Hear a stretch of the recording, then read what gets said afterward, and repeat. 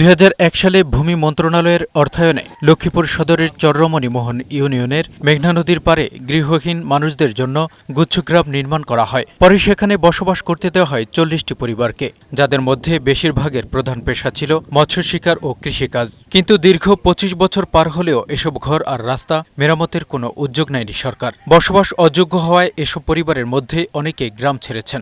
নাই ঘরের টিন, নাই বেড়া, নাই গোড়া। যারা সমুদ্র জড়তে আছে তারা গেছে, আমাদের যারা সমর্থ নেই আমরা যাইতে পারি না। আমরা আশ্রয়কেন্দ্র ঠাই ঠিকই আছে, আমগরে কোনো সরকারি অনুদান আমগরে কেউ দেয় না। এদিকে চলতি বর্ষার মৌসুমে মেঘনা নদীর তীব্র ভাঙনের কবলে পড়েছে গুচ্ছগ্রামের ঘরগুলো। ইতোমধ্যেই নদীগর্ভে বিলীন হয়েছে প্রকল্পের বেশ কিছু জায়গা। ভাঙন আতঙ্কে রয়েছেন এখানকার বাসিন্দারা।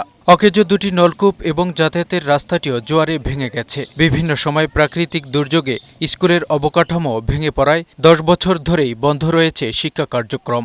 দ্রুত পদক্ষেপ নেওয়ার দাবি জানিয়েছেন গ্রামটির বাসিন্দারা। কাছে নদীর ভাঙার অবস্থা এমন খারাপ, বাচ্চাদেরকে রাত্রে থাকতে হলে অনেক সতর্কের ভিতরে থাকা লাগে। আমার ছেলে সন্তান আছে, নদীতে আমাকে মাছ ধরার লেগে পাঠার লাগে।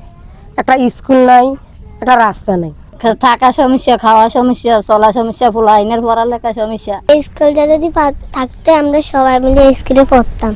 জেলা প্রশাসক জানিয়েছেন, নদী ভাঙনের ঝুঁকি এড়াতে এবং জরাজীর্ণ ঘর সংস্কার সহ স্থানীয়দের মৌলিক সুবিধা নিশ্চিত করতে সংশ্লিষ্ট উপজেলা প্রশাসন এবং পানি উন্নয়ন বোর্ডকে নির্দেশনা দেওয়া হয়েছে। উপজেলা নির্বাহী অফিসারকে প্রয়োজনীয় দিক নির্দেশনা দিয়েছি, সেই সঙ্গে নির্বাহী প্রকৌশলী পানি উন্নয়ন বোর্ড তাকেও আমরা চিঠি লিখে নির্দেশনা দিয়েছি। আশা করি খুব দ্রুত সময়ের মধ্যে তারা পদক্ষেপগুলো গ্রহণ করবেন, যেন নদী ভাঙনের ঝুঁকি থেকে এই পরিবারগুলো রক্ষা পান। শুধু গৃহ নির্মাণ করেই নয়, মৌলিক সুবিধা এবং নিয়মিত রক্ষণাবেক্ষণ নিশ্চিতের দাবি গুচ্ছগ্রামের বাসিন্দাদের।